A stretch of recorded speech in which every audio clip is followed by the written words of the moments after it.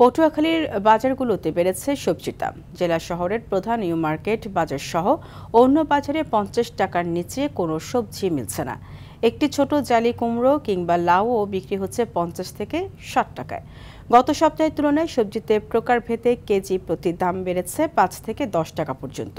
সবজির দামে নাকাল সাধারণ মানুষ। এদিকে দিনাজপুরের হিলির খুচরা বাজারে কেজি প্রতি 40 টাকা কমেছে কাঁচা মরিচের দাম। বর্তমানে দেশি এবং ভারতীয় কাঁচা মরিচ কেজি প্রতি 120 টাকায় বিক্রি হচ্ছে, যা 3 দিন আগেও বিক্রি হয়েছিল 160 টাকা কেজিতে। বাজারে সরবরাহ বাড়ায় দাম কমছে বলে জানান খুচরা ব্যবসায়ীরা। কেজিতে 2-5 টাকা দুই একটা বেশি আছে। টাকা উচিত সিজনে আর একটু কমার দরকার আছে, আর একটু কমলে ভালো হয়। বাজারের দাম একটু কম হইলে ভালো হয়, একটু প্রশাসনের একটু নজর দিলে ভালো হয়।